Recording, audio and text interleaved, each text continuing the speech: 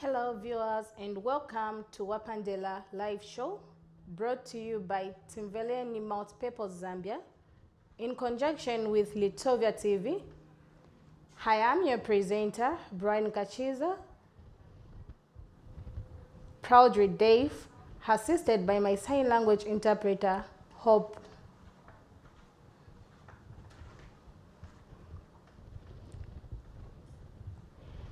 This is an inclusion program that focuses on the challenges and success faced by persons with disability and people without disability. And today our main focus is beyond awareness, empowering disability inclusion in daily life. And today,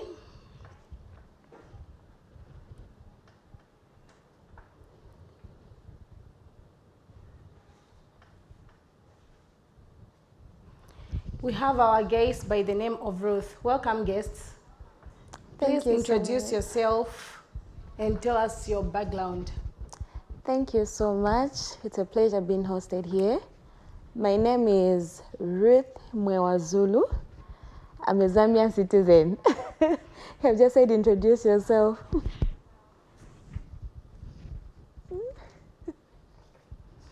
Thank you so very much.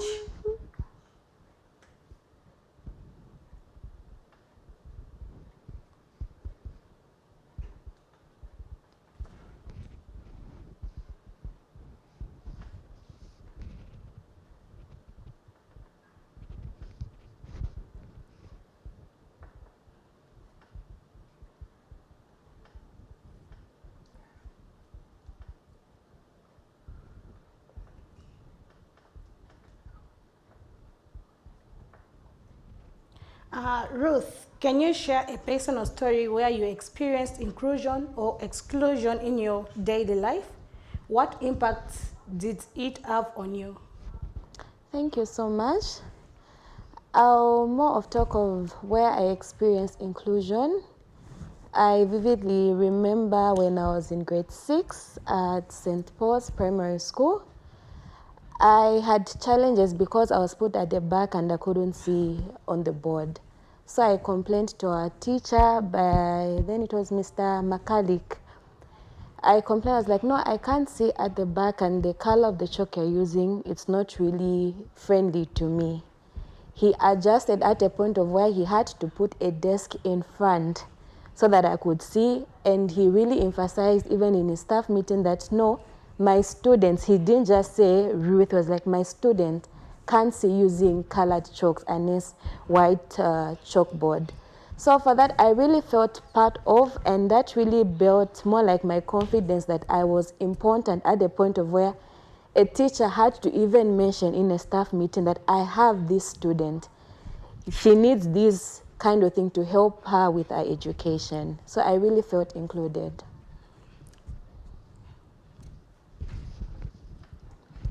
Thank you so very much.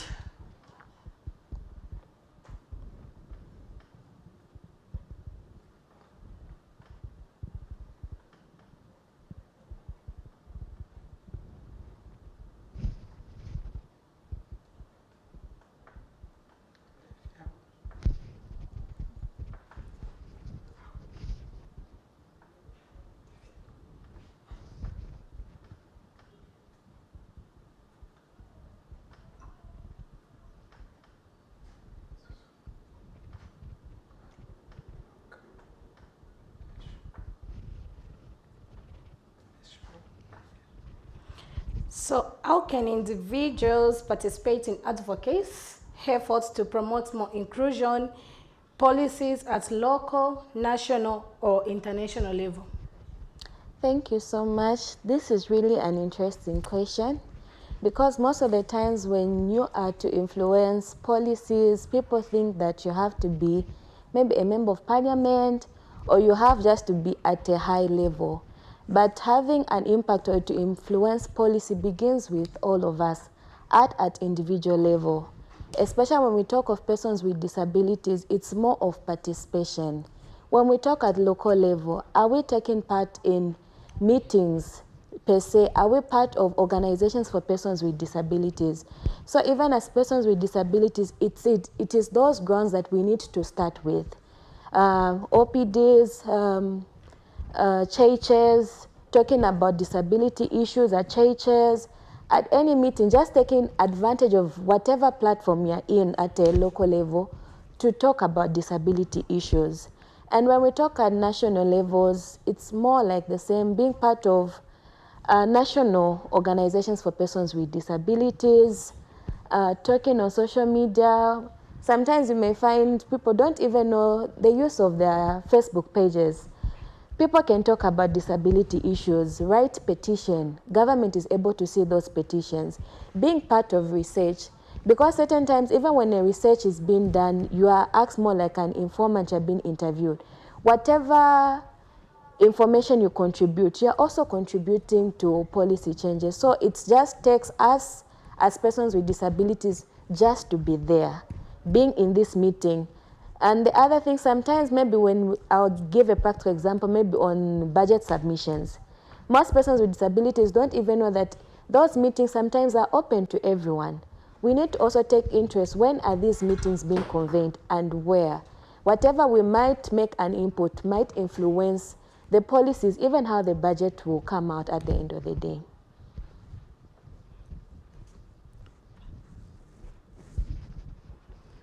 Thank you so very much.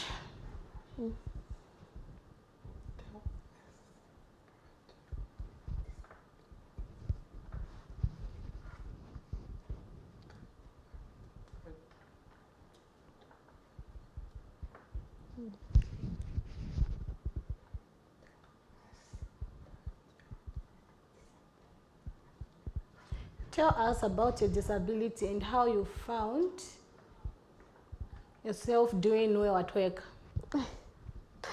Thank you so much. There usually is debate about the disability I have, albinism. Others will say it's a disability, others say it's not, and just the terminology itself, albino. But I'm a person with albinism. That's a disability that I have. And how do I do well at work? I feel disability is not inability. Yes, I have challenges in doing certain things on an equal basis with others.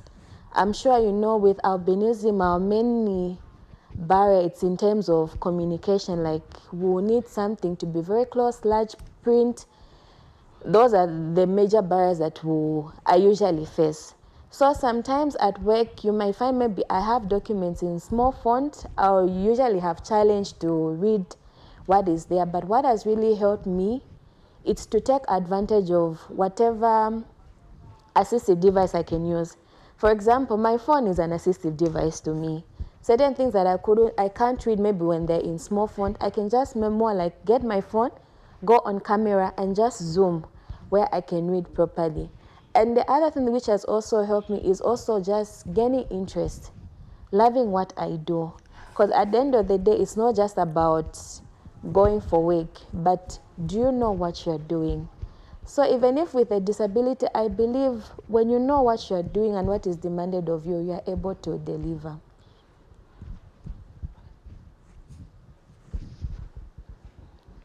Thank you so very much.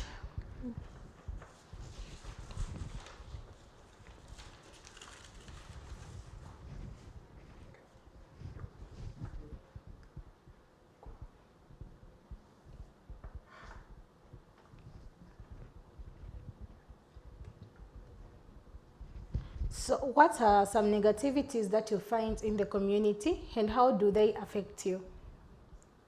Mainly it's stigma, to be precise. You know, with albinism, the words used, the myths, the beliefs on albinism. So certain times you find where like you're walking. To be honest, sometimes I don't really think I have a disability until somebody makes a comment. So you find where it's more like clicks, oh, I'm like this. And sometimes with certain words, they more like demean a person and you start more like thinking twice. Am I really a human being? Why would somebody say a comment like that? Because sometimes you may just be walking and just somebody will make a comment of like, Marco Polo, this is money. At times, a man will even shamefully just approach you and just say, don't you want a man to marry? So, such things. And then you'd be like, it will give me that a bit of low self-esteem. I'll be like, why has that person said all that?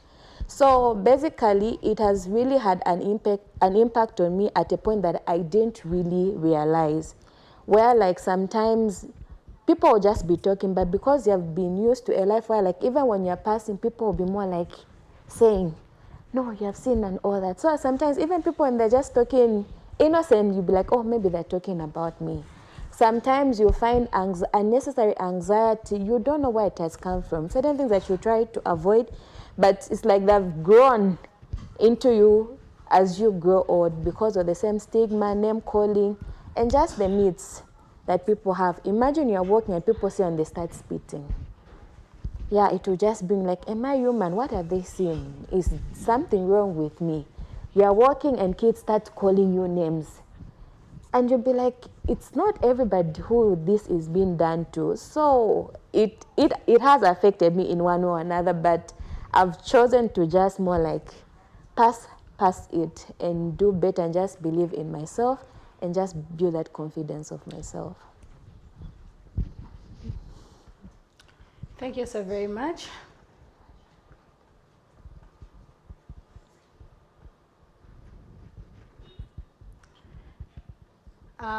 Our viewers, feel free to comment on our program.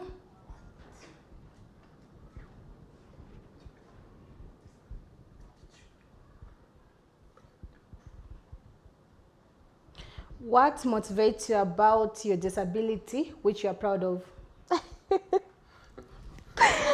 I usually say I'm the white person of Africa. Yeah, so with my disability, as we always joke around when we meet with persons with a baby, like, oh, you white person and all that. But what has really made me proud about my disability is that I've been able to pass through all the negativities and just be me. I feel the most important thing about disability is once you accept the condition that you have and find ways on how you can be unique even with your disability. So the confidence has just relied upon me. I'm more like, let me just be precise, I'm a believer and I always just motivate myself. I'm a child of God. I'm made in the image of God and God loves me, and that has really made me to be proud of my disability, and it has built that confidence of me also wanting to speak out even for persons who can't really come out.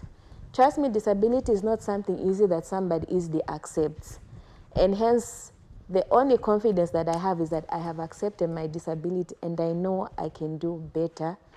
And one thing I was even reminded, I'm the most important person. Yeah. Thank you so very much. God loves you. Thank you.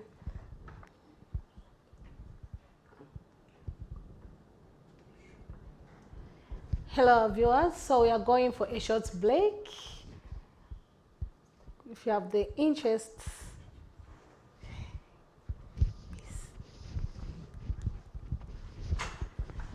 an all-encompassing Christian education for your child, then look no further. At Gospel Outreach Christian Academy, we make the educational experience of your child as rewarding as possible, offering an excellent reading program that gets our reception children reading within 6 weeks, and examination practice packages tailored to prepare our learners sufficiently for final exams, helping your child make the passing choice to holistic education. A school that believes in helping struggling students get up to speed, providing for the mind, body, and soul. Enroll your child in any of the grades from baby class to grade 12 and enjoy flexible payment plans with up to 5% discounts for payments made during school holidays. For information, call 0979 404809. Gospel Outreach Christian Academy. Excellence through Christian education. Scan the QR code to apply. At Manzi Valley, we pride ourselves in giving you the cleanest and safest mineral water on the Zambian market. Our mineral water is produced in the cleanest and most hygienic, germ-free environment in Zambia, and that's just a fact.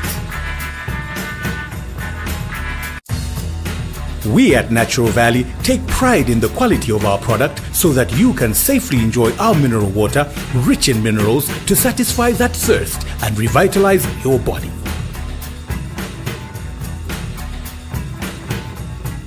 So grab a bottle of Manzi Valley mineral water now to beat that thirst with the cleanest bottled water in Zambia.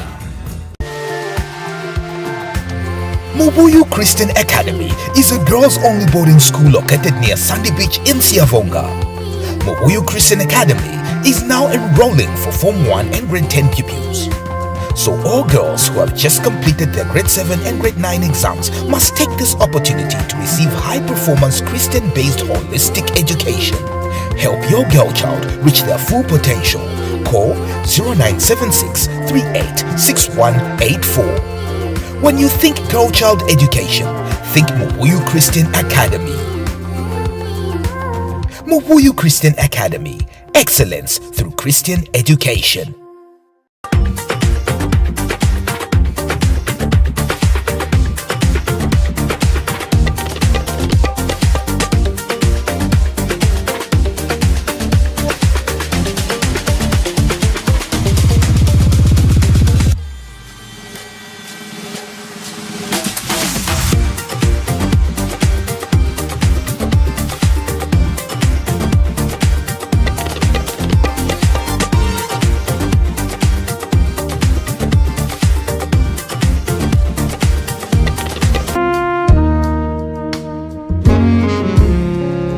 Get in touch with us on 0972 568195.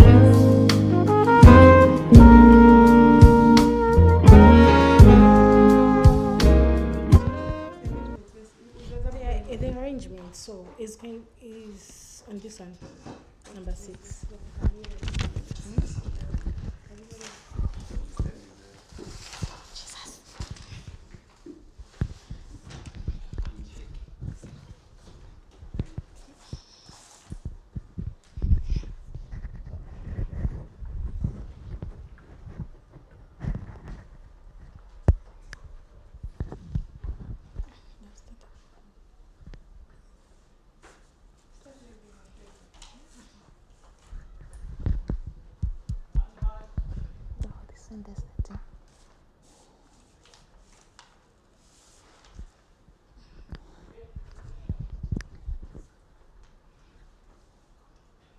Ruth, how does living with disability affect mental health, and what support system can be put in place to help?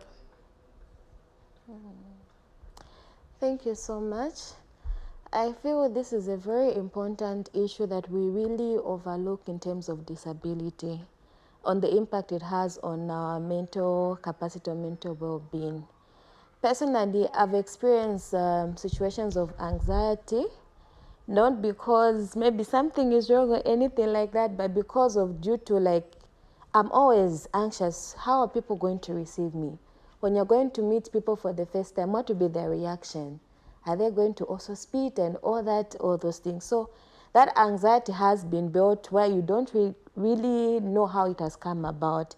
And I think the only support that can be beneficial, not only to me, but to every person with disability, is an aspect of having some counseling session, able to understand their disability, how it has come about, because even up to now, society still believes disability is a result of a curse and all those things. And imagine where somebody has grown up believing that they are a curse. This has affected them mentally. And it's important that they have those counseling sessions where they can be able to speak out all those things and be mentally healthy, let me put it that. So the support I feel can really benefit us is having counseling sessions, even at hospitals, maybe when a parent has got a child with a disability there, and then at least they are counseled so that they accept it and move on with their life.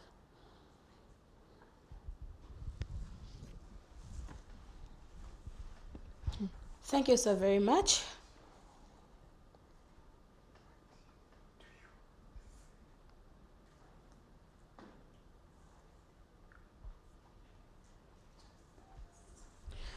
We just celebrated International Day for Persons with Disabilities. How special is that say to you? Just from the word itself, international. It's more like brings in the aspect of how disability is important. And I loved the theme for this year, which is advancing inclusive, more like social development in terms of fostering social progress. For me, it has been an important aspect that this day is being celebrated, if only it can be a public holiday in Zambia. Yeah, it really gives us a day to really voice out our challenges, be seen, because most of the times we always realize that persons with disabilities are not seen. We are more like of a by the way, but this day really brings us out there. And if you're to see the number of persons with disabilities just come out to celebrate, and you'll be like, oh, we're actually a lot. It's not just maybe one person, it's not just me, but it's a lot of people, and us speaking of similar things brings in an aspect of belonging, a family where you can be able to relate with. So this day is very important, and us more like speaking of our issues publicly, people to see on the news, being seen there, it really brings that joy of like, okay, even our voices are heard and we can speak out.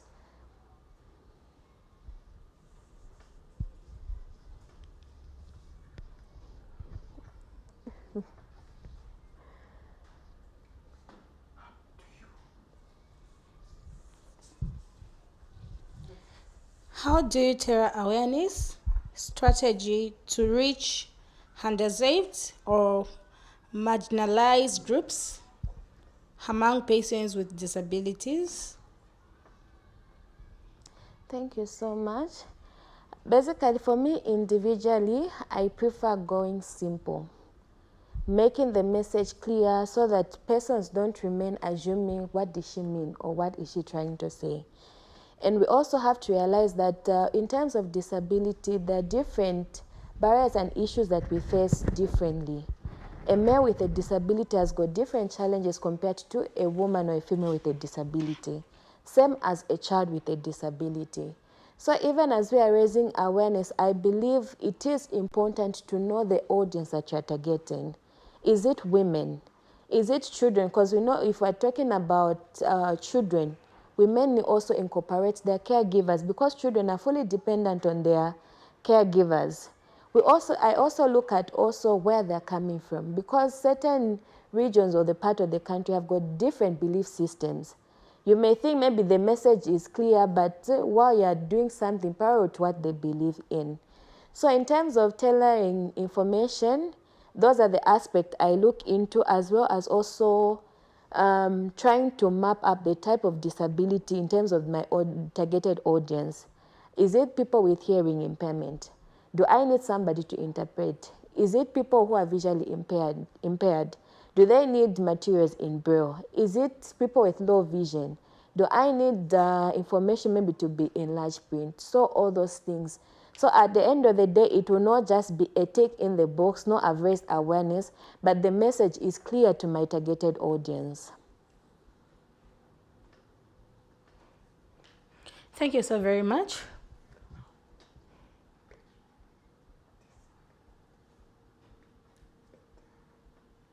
How can persons with disabilities be better allies in supporting the rights and inclusion of persons with disabilities? Just to be practical, for a long time, persons with disabilities haven't really been represented or their voices being heard. And while we're doing this, we also have to use the people who are already in those platforms in terms of decision making, those who are heard. And at the end of the day, it's not just about persons with disabilities, it involves all of us. They say that whatever affects your neighbor, soon it will affect you. And we always say that disability is not far from anybody. And so when we have persons without disabilities coming on board in terms of talking about disability issues, trying to make policies inclusive, it will be more like amplified at the end of the day, because we'll have a bigger number understanding what disability is, what are our issues, what are our barriers. Because yes, we might speak from experience, but we need more like to be, for example, technocrats, those people who know the process. How do we really air out those views? What procedure are we supposed to follow? Because we cannot do it on our own. At the end of the day, yes, we might be raising issues, but at the end of the day, we'll find our issues are not being heard by the right people. Why? Yes, we have the experience, but we don't know, or we don't have somebody to guide us through on how to follow the steps, maybe for our voices to be heard or our issues to be attended to. So at the end of the day, we all need each other. And persons without disabilities are even better allies, because they'll also be speaking for us. We'll have people who understand, and majority of the people who even make these decisions are people without disabilities. So we really need them on board.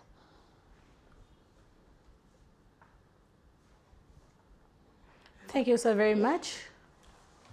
People out there, please feel free to comment on our program.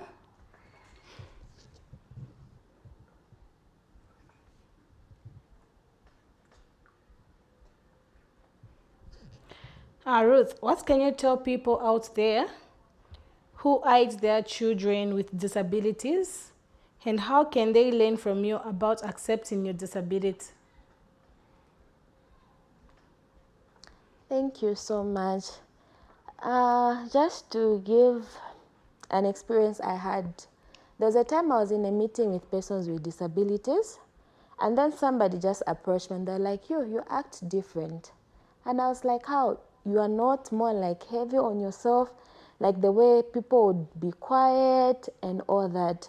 Not realizing that this has been built in us through how we were raised. Many persons with disabilities have been hidden in homes, have been labeled or painted as people who are unwell, they just have to be inside. And that has also affected them in how to interact with society. So for me, I really thank my parents. They didn't hide me. Actually, if it was my mom, she never wanted me to be treated any different. If I'm wrong, I'll be beaten. And that has also helped me to more like interact with everybody freely. So with parents who hide their children, they're really having that negative impact on the child without really knowing. It has an impact on how they see life, an impact on how they interact with people, an impact on how they just do things. You'll find somebody, yes, they are in a meeting, for example, with people, but they're failing just to say a word. Why? 24/7 they were alone. They had no one to talk to. They didn't really see other children doing other things. As we said, disability is not inability. Even when the time friends were playing, in one or another, there was a way I was included. If it was football, they'd be like, no, this one maybe can't be running in the sun. Should be a goalkeeper. That also helped me as a child to have more like a healthy childhood. But here is a child who has been hidden all their life and they're just expected to be exposed out there. It will really have an impact on them, on how they really interact with people. Right now, we are crying of, no, we want persons with disabilities to be employed.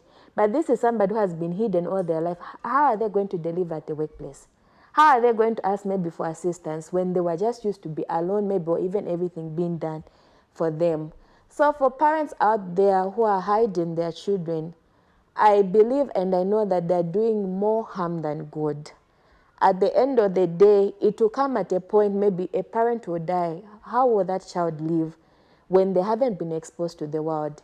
And also on the society generally, because if society right now is used to seeing persons with disabilities, with time, this stigma and discrimination will stop, because they will know that we have these people in our community. If a child is exposed and they play with children without disabilities, children with disabilities will learn at a younger age that, okay, we have persons with disabilities. This is how we should live with them in society. So for parents, this is my humble plea. I'm begging to our parents, let a child be a child. Yes, there's a point on how you can be protective of a child, but at the end of the day, let them see the world out there.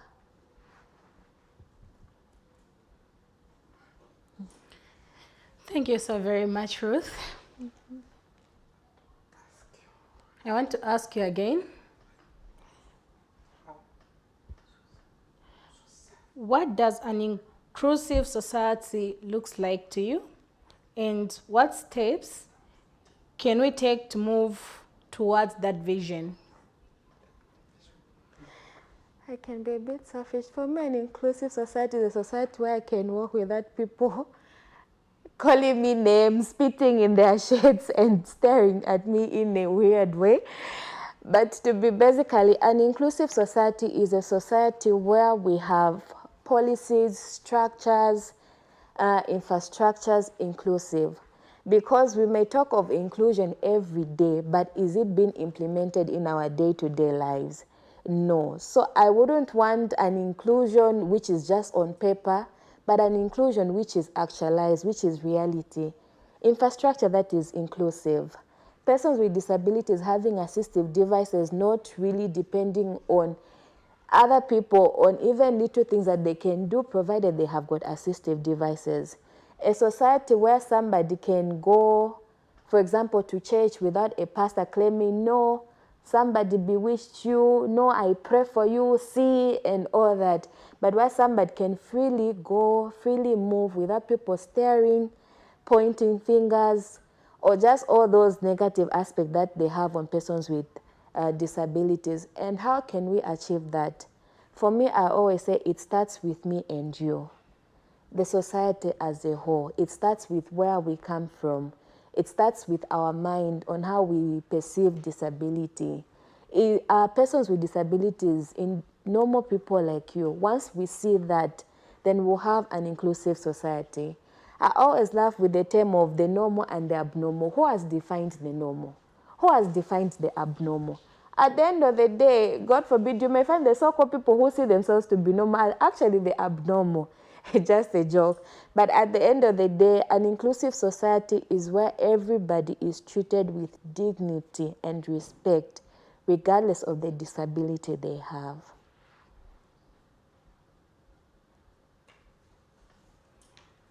Thank you so very much.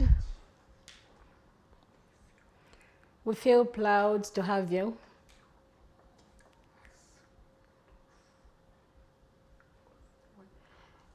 You can give us your weights or the crossing remarks. My words. Actually, I'm very happy to be with you here, and I'd really love to learn sign language. Yeah, it has been interactive, and for me personally, I feel good talking about these issues, not just for me to feel free, but also I believe that it might be a word of encouragement to someone out there. And I always emphasize, as persons with disabilities, let us not more like be bitter, let me say so, but let us just show what we are capable of doing. Yes, society has got this perspective about us, but that is not the reality. Let us be out there, let us be seen at the end of the day. If we continue hiding, we'll continue complaining that no, the policies are not inclusive, no this and that. But it starts with us. Use the different platforms that you have, your Facebook page, your network at church. Do you really talk about disability, or you just something that you're not really proud of to talk about? So my message out there, if we don't talk about disability, who will?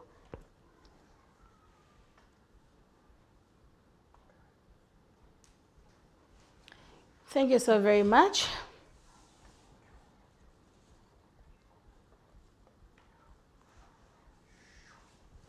We thank you all for your time to participate on our show. We look forward to other interesting moments to come.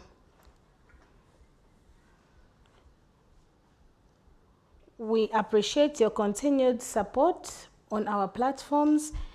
This program is available for sponsorship. Kindly reach us on 0974 75 8855.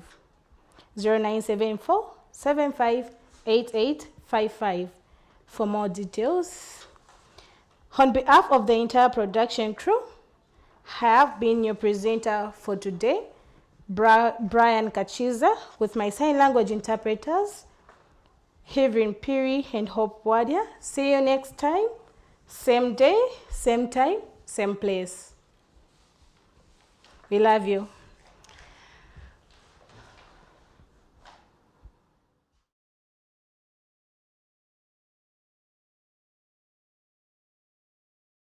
Creso University, meeting the educational needs of today.